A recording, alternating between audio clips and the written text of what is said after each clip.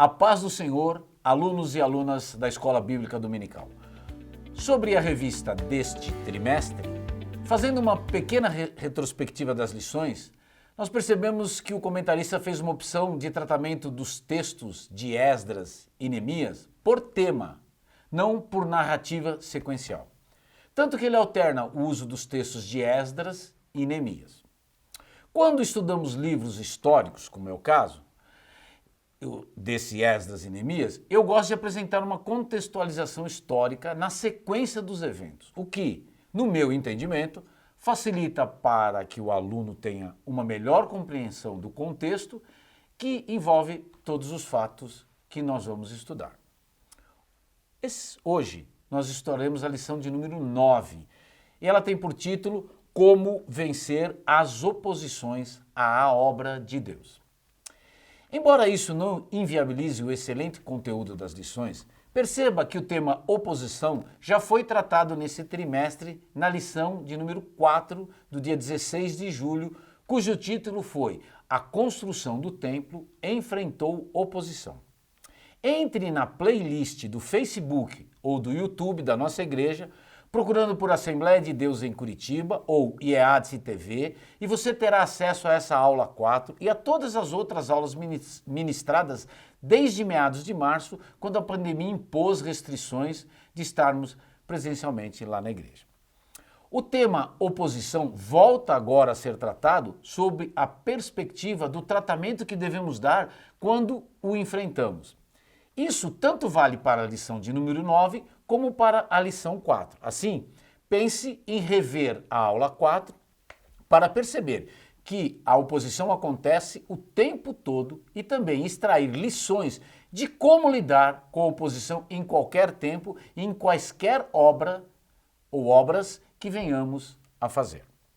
De minha parte, no estudo de hoje, vou dedicar maior tempo para enfatizar os aspectos da liderança de Neemias e o que um líder pode fazer se entender, confiando no Senhor e sob o seu direcionamento, qual é o seu papel e se dispor a fazer tudo o que precisa ser feito. O texto áureo da lição está em Romanos, no capítulo 8, no versículo 37, que diz assim: Mas em todas estas coisas somos mais do que vencedores por aquele que nos amou.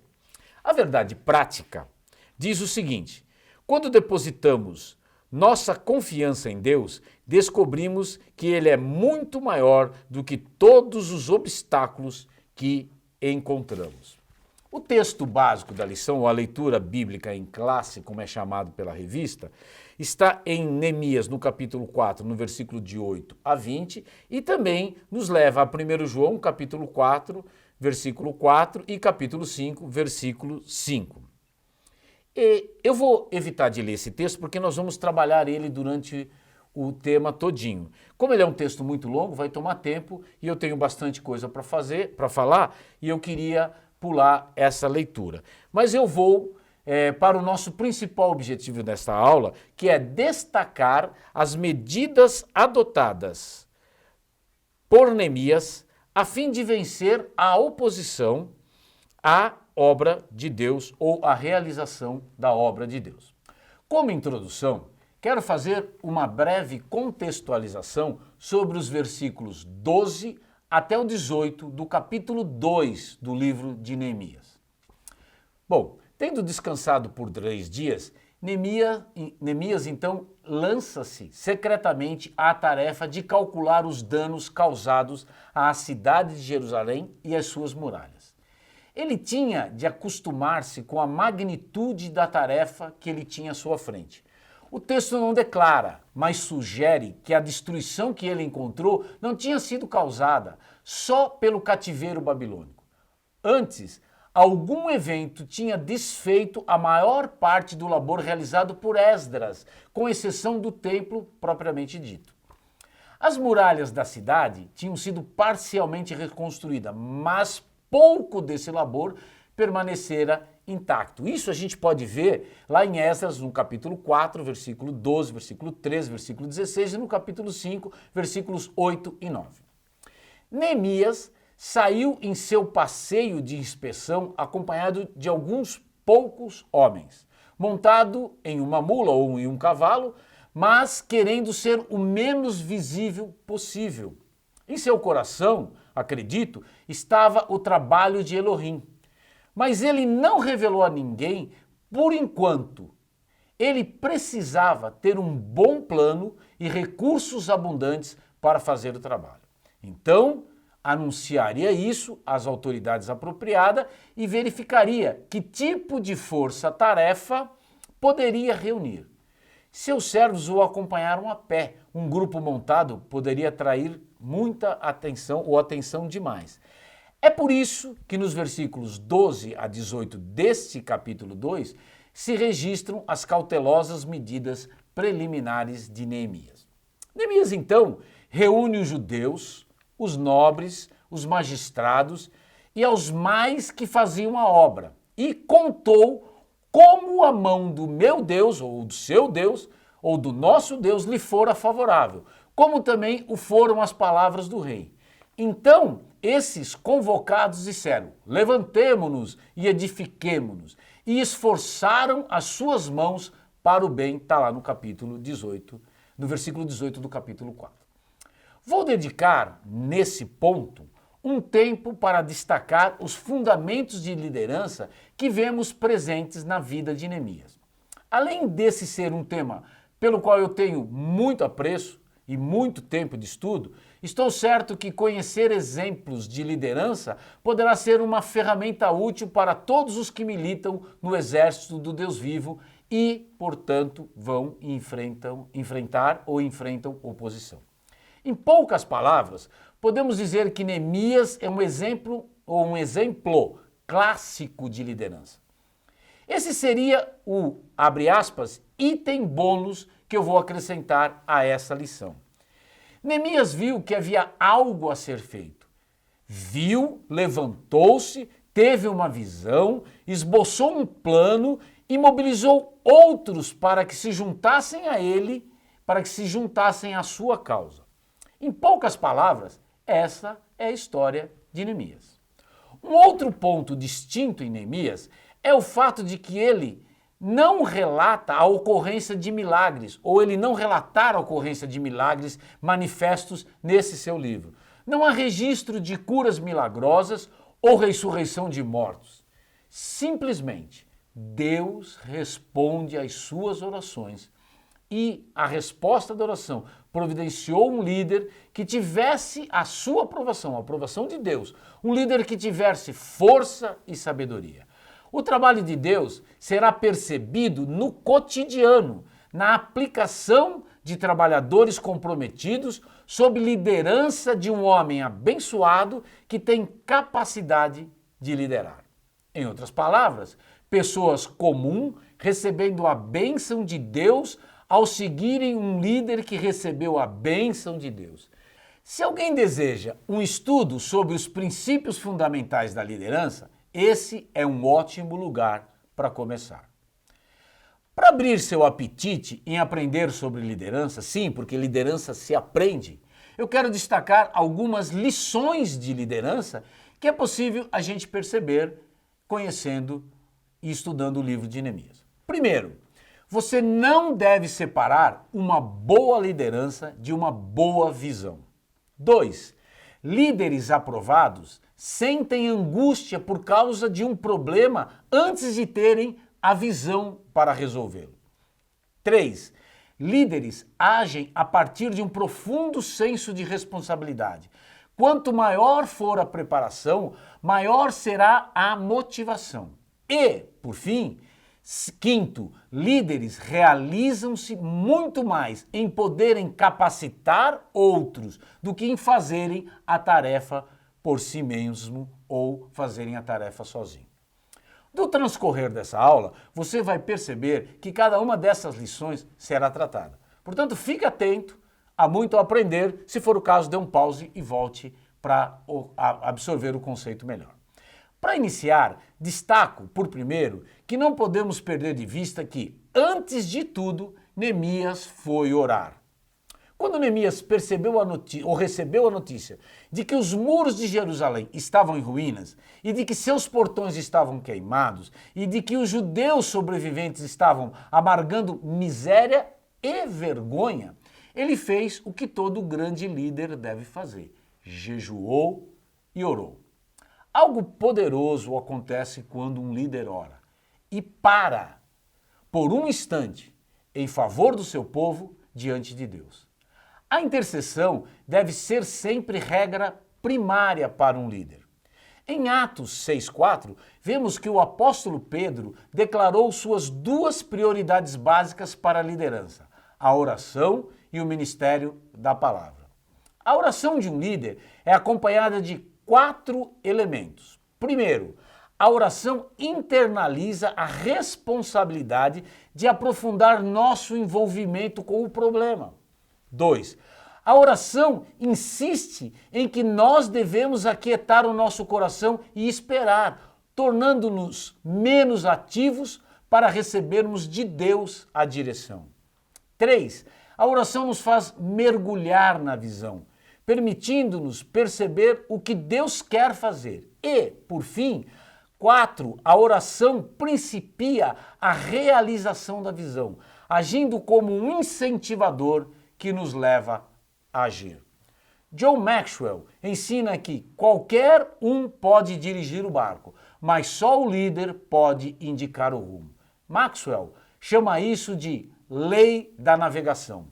Líderes que navegam fazem muito mais do que controlar a direção na qual ele e seu povo viajam. Eles veem toda a viagem em sua mente antes de deixarem o estaleiro. Eles têm a visão de seu destino, eles conseguem antever tudo de que necessitarão para alcançá-lo. Sabem quais pessoas precisarão ter ao seu lado com o intuito de terem equipes de sucesso e reconhecem os obstáculos, já que eles começam a aparecer e a surgir no horizonte. Algumas vezes é complicado ter um equilíbrio entre otimismo e realismo, a intuição e o planejamento, a fé e a realidade. No entanto, foi isso que possibilitou a Neemias ser um líder que sabia navegar. Assim, de qualquer outra coisa, o grande segredo para ser um bom líder é a preparação. Quando você se prepara, planeja bem, você passa segurança e confiança ao povo. Não é o tamanho do projeto que determina se ele vai ser aceito, se vai ter apoio e sucesso. É a grandeza do líder. Vou repetir, é a grandeza do líder. Líder ou líderes que são bons pilotos são capazes de levar seu povo para qualquer lugar. Os judeus necessitaram de apenas 52 dias para levantarem os muros da cidade que haviam ficado em ruínas por mais de 120 anos. E eles foram capazes de fazê-lo porque tiveram um grande líder para dar-lhes as coordenadas certas. Neemias soube onde queria chegar, fez planejamento e conduziu o povo através de todo o processo. Antes que o processo de construção pudesse começar, Neemias dedicou certo tempo para preparar-se a si mesmo e ao povo. Veja como isso aconteceu. Primeiro, ele tomou conhecimento do problema. A gente vê isso lá no capítulo 1, versículo 2 até o 4. Ele informou-se acerca da situação de Jerusalém e dos muros que a cercavam. Quando soube que seus muros permaneciam em ruínas e que o nome de Deus era ridicularizado, ele chorou. Ele passou a ter um problema do povo como seu e como a sua responsabilidade. 2. Ele usou o tempo para orar. A gente vê lá no versículos 4 a 11 do mesmo capítulo 1.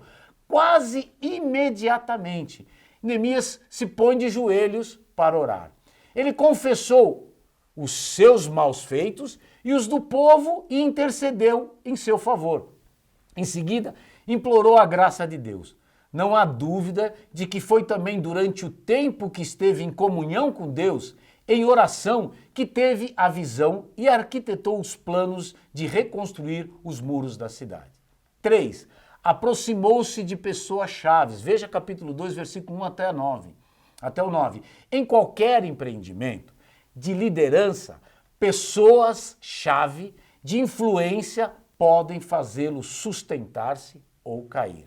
Nesse caso, a pessoa-chave para muitas coisas era o rei Artaxerxes. Dele, Neemias recebeu não só autorização para reconstruir Jerusalém, mas também recebeu apoio e recursos. Sem dúvida, Neemias tratou de cercar-se do apoio de outras pessoas de influência.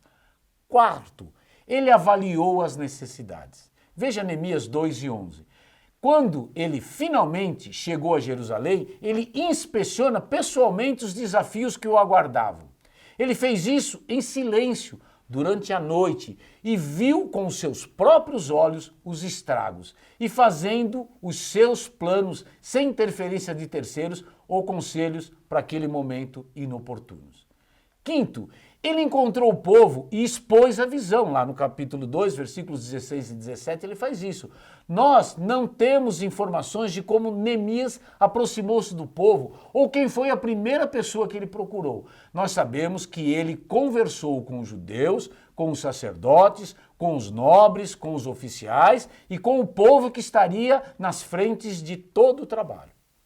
Ele detalhou-lhes a visão que teve e as decorrências espirituais do seu projeto. Sexto, ele os encorajou com projetos vitoriosos do passado. Neemias 2:18 a gente vê isso. Com uma tarefa tão assustadora como reconstruir os muros de Jerusalém, Neemias tinha de encorajar o povo. Assim, ele falou-lhes de, abre aspas, como a boa mão do seu Deus estivera com ele, e também as palavras que o rei lhe falara. 7. Ele recebeu o apoio do povo, também isso no versículo 18 do capítulo 2. Duas sentenças curtinhas registram o momento da decisão de iniciar a reconstrução do muro. Eles disseram, disponhamo-nos e edifiquemos. E uma segunda frase, então eles fortaleceram as mãos para a obra. Tudo isso no versículo 18. O povo comprou a ideia. Eles se entregaram então para a visão e liderança de Neemias. Uma coisa importante, se você não está sendo seguido, então você não lidera. É assim, simples e assustador. 8. Ele organizou o povo e o motivou a trabalhar. No capítulo 3, versículo 1 até 32, você vê como é que ele dividiu o povo. E o povo não passou a trabalhar de modo acidental ou trabalhar aleatoriamente. Neemias organizou-os em grupos por família e estabeleceu-lhes que trabalhassem conforme as prioridades que tinham sido estabelecidas, iniciando com os portões da cidade.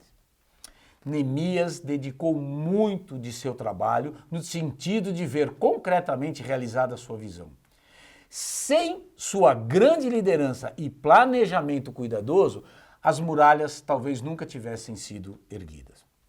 Outra lição relevante que extraímos é que Neemias soube separar bem o, abre aspas, porquê antes do, abre aspas, o quê. Percebemos claramente isso quando Neemias falou ao povo. Ele sabia que deveria conseguir fazer com que eles se convencessem e se comprometessem em primeiro lugar com a sua liderança e só depois com os seus planos. O que precisava ser feito era reconstruir os muros e tudo o que isso significava. Mas Neemias falou primeiro os porquês, as razões que ele apontou para que seus compatriotas aderissem aos seus planos de reconstrução podem ser listadas da seguinte forma. Primeiro, ele designou-se ele mesmo a inspecionar o projeto. Neemias 2:5. 2. Ele providenciou junto a Asaf o madeiramento para as vigas e portões, no capítulo 2, versículo 8. 3. Aceitar a situação dos muros destruídos, estando em opróbrio, era uma vergonha, era um sinal vergonhoso de reprovação para Israel. No versículo 17 a gente percebe isso. 4. As muralhas em ruínas não poderiam proteger ninguém, também no versículo 17 do capítulo 2. 5. A mão de Deus estava com ele e tinha-lhe dado o seu favor. Ele diz isso no versículo 18. E 6. O rei Artaxerxes havia lhe dado permissão para vir e reconstruir, como ele narra no versículo 18 do capítulo 2. vimos 6 razões que alicerçaram a necessidade de reconstruir o muro. Aí, decidir por reconstruí-lo foi uma questão natural. Muitos líderes no seio da nossa igreja no Brasil são bons em dizer o que todo mundo deve fazer, mas não gostam de explicar os porquês de fazer o que fazemos, como fazemos e, pior, o que precisamos fazer. Tais líderes não conseguirão manter o povo sob sua liderança por muito tempo. Isso está ficando cada dia mais evidente no nosso meio. Uma verdade que não pode ser esquecida. As pessoas não deixam as igrejas, as pessoas deixam as pessoas. Vou repetir, as pessoas não deixam as igrejas, as pessoas deixam as pessoas. E isso precisa ser entendido mais claramente pela nossa liderança. Quero destacar agora a iniciativa de Neemias. Vamos ver como ele assumiu a liderança. Neemias não conseguiu imaginar-se imóvel ou indiferente diante do relato de que os muros de Jerusalém estavam deitados em ruínas. Ele tinha de agir. De todas as coisas que um líder deve ter medo, no topo da lista está a complacência, isto é, o estar satisfeito apenas com o que ele já realizou ou a autorrealização. Mas o que habilita bons líderes a terem iniciativa? Neemias demonstrou que há algo no coração deles, ou em seu íntimo, que os leva a agir. Eles não sabem de tudo, mas eles sabem o suficiente para agirem. Neemias então apresentava qualidades que contribuem para que líderes tenham iniciativa. Vamos conhecê-las. Primeiro, os líderes sabem o que os outros querem. Desejo é o ponto de partida para todo o movimento. Neemias sabia que eles desejavam ver os muros em pé outra vez. Segundo, eles os empurram para a ação. No primeiro momento, Neemias agiu sozinho. Sua intenção era encontrar as coisas que seriam capazes de fazer os outros agirem com ele. Terceiro, eles correm risco maior do que os outros. Os grandes riscos que Neemias correu foram obter a autorização do rei para a reconstrução, obter a madeira para a obra e inspecionar a obra. Quarto, os líderes cometem mais erros. Neemias não teve medo de contar com os trabalhadores que não eram profissionais contratados para construírem ou soldados para lutarem. E, por fim, eles agem com entusiasmo. Naquelas coisas de que Neemias tinha carências pessoais, ele as compensava com entusiasmo apaixonado pela causa. Logo que os opositores ficaram sabendo das intenções dos judeus em reconstruir os muros de Jerusalém, começaram uma forte oposição. Neemias teve de superar dificuldades com o mesmo tipo de pestes que incomodam bons líderes de hoje, perturbadores que atormentam e fazem todo o possível para impedirem o progresso do reino de Deus. Sanbalate era o grande nome da lista dos que incomodaram Neemias nessa execução do projeto de reconstruir o muro. Tão rápido quanto os muros de Jerusalém começaram a ser erguidos em volta da cidade, Sanbalate começou a agir. Ele sabia que a restauração dos muros de Jerusalém também iria elevar a importância comercial e política de Jerusalém. Sanbalate gostava do status quo que detinha. Por isso, tinha um vasto interesse em que Jerusalém permanecesse na situação deplorável em que se encontravam. Por essa razão, iniciou os seus esforços para impedir os trabalhos dos judeus. Ele, primeiramente, tentou impedir as obras de reconstrução zombando e ridicularizando os judeus. Como isso não surtiu efeito, sendo ele um líder capaz, embora mau, ele reorganizou suas estratégias. Sua nova tática foi criar medo, ciladas e manobras políticas. A diferença entre Neemias de Neemias e Sanbalate dificilmente poderá ser mais bem caracterizada. A característica da liderança de Neemias levou-o a contornar cada tentativa de Sanbalate e ainda munir-se de empenho para alcançar o que tinha sido projetado. Líderes de hoje podem aprender valiosas lições ao estudarem os ardis esquemas e ameaças de Sanbalat. Veja só. Primeiro, esteja preparado para as perturbações. Segundo, não permita que seu projeto deixe de andar por causa desses perturbadores. Terceiro, confie em Deus para que Ele proteja você e a sua reputação. E quarto, mantenha suas mãos no arado e não olhe para trás. Oposição aos que querem servir a Deus é comum em qualquer igreja local. Não importa qual a liderança em que você está exercendo. Se a mais simples ou a mais alta. É preciso oração e sabedoria para vencer a oposição que certamente virá. Jamais haverá na face da terra um líder que faça a vontade de Deus sem despertar opositores ao seu ministério. Isso porque nem Jesus Cristo, o maior dos líderes, agradou a todos. Os Sanbalates da vida estão em todas as igrejas locais. O homem de Deus pode realizar grandes obras, pode esforçar-se pelo reino de Deus e desgastar-se trabalhando pela igreja do Senhor Jesus, mas sempre haverá o grupo de opositores, a liderança de algum Tobias ou Gesem que procurará prejudicar sua liderança. Entretanto, como aconteceu com Neemias, Deus dá sabedoria, graça e unção a fim de conduzir-se diante da igreja local e neutralizar a ação dos opositores. Conheço líderes que, ao invés de agirem, de contornarem as oposições, ficam se vitimando, pondo a culpa em todo mundo que está ao seu lado, esquecendo-se que foi ele quem os escolheu e é ele quem os pode substituir. Ou, melhor ainda, é ele quem os deve capacitar para serem melhores, até mesmo que ele. Se você exerce a liderança e tem baixa capacidade de ouvir críticas, então você não é um líder. Você apenas exerce uma posição de liderança. E isso não é nada bom.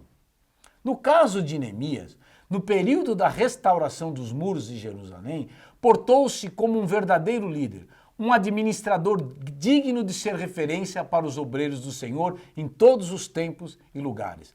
Não se deixou vencer pelas críticas, mas suportou bravamente todos os embates dos seus opositores. Não foi levado pela tentação do poder ou da fama. Neemias trabalhou com ousadia, humildade, determinação e fé. Os inimigos de Neemias se parecem com as pessoas que jamais se juntam aos homens de Deus, mas são usados pelo maligno para inquietar, dificultar e desanimar os que estão à frente da obra do Senhor. Contudo, vamos refletir sobre o exemplo do líder da reedificação de Jerusalém, buscando inspiração para que o nosso trabalho na igreja do Senhor seja exitoso como foi o de Neemias. Vamos dar seguimento ao estudo da lição, indo para o item 1, que tem por título qual a procedência desses ataques. Esse item da lição, nesse item da lição, o comentarista se baseia em Efésios 6, que fala da armadura de Deus para resistirmos aos ataques espirituais de Satanás. É do inimigo de nossas almas, de Satanás, que procedem tais ataques. O nosso pastor presidente, Wagner Gabi, ministrou aula sobre esse tema no final do trimestre passado.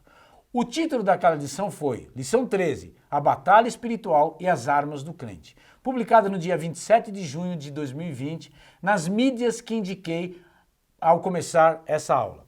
Sobre essa lição, o pastor José Lopes, dos Estados Unidos, fez o seguinte comentário, abre aspas, como é bom ouvir alguém que entende do sistema militar para falar sobre as armaduras de Deus. Que aula preciosa o pastor Wagner nos deu. Fecha aspas. Então, já que temos o recurso das aulas gravadas, não quero, abre aspas, chover no molhado, fecha aspas, e reforçar um tema que, com muito mais propriedade, falou dele o nosso pastor Wagner Gabi. Portanto, nós sugerimos que você assista a aula do nosso pastor e aprenda com maior profundidade as armas espirituais e como devemos usá-la. Vou acrescentar apenas que a Bíblia deixa claro que o diabo tem sido o adversário de Deus e da sua obra. Se nós somos participantes desta obra, Satanás se torna nosso inimigo por extensão. Em 1 Pedro, no capítulo 5, versículo 11, vemos o seguinte conselho do apóstolo: estejam atentos, tomem cuidado com o seu grande inimigo, o diabo, que anda como um leão rugindo à sua volta, à procura de alguém que possa devorar. Mas tudo que dá errado é culpa do nosso adversário? Claro que não. Na queda do homem, ensina Stanley Horton, abre aspas, o pecado e a morte ficaram sendo resultado indireto da obra de Satanás, pois eram o resultado direto das ações humanas. Fecham aspas. É certo que Satanás é o tentador. Não podemos negar isso. Em 1 Tessalonicenses 3,5, Paulo revela uma preocupação grande, dizendo que, quando não pude mais suportar, enviei Timóteo para saber se continuavam firmes na fé. Tinha receio de que o tentador os tivesse vencido e todo o nosso trabalho houvesse sido inútil. Fecha aspas. Mas lembre-se do ensino de Tiago. Abre aspas. Cada um é tentado segundo os seus próprios desejos e fraquezas, que os seduzem e os arrastam. Veja lá no capítulo 1, versículo 14. O que me assusta no nosso meio é que temos muitos utilizando a ação tentadora de Satanás para justificar sua displicência com aquilo que precisa e deve ser feito. Neemias é prova de que devemos estar afastados da displicência e atentos para agir. O chamado de Deus foi claro, mas isso não deixou Neemias sentado esperando milagre atrás de milagre. Ele agiu, não se acomodou com seu chamado, que foi direto de Deus, achando que só isso bastava para fazer a obra. Como vimos, ele trabalhou, e muito. Fico apavorado quando percebo alguns irmãos apenas ocupando a posição de liderança e, a partir dela, exigem ou impõem isso, aquilo ou aquilo outro. Mas trabalhar, planejar, arregaçar as mangas e traçar estratégia, comunicar uma visão, animar e encorajar os caídos, que é o que se espera dele, nada disso acontece. E ainda usam o argumento de que a igreja não é empresa e que, portanto, esse negócio de estratégia, visão, etc., não se aplica. Não leram Neemias, certeza que não leram. Então, vamos parar de, abre aspas, demonizar tudo e fazer o que precisa ser feito. Exerça a liderança para honrar o seu chamado. Aprendemos com Neemias que não fazer a nossa parte é desonrar o nosso chamado. No item 2 da lição, o comentarista nos alerta para o fato de que o inimigo procura atingir a nossa fé. E no item 3, ele revela qual o segredo da vitória de Neemias e dos judeus.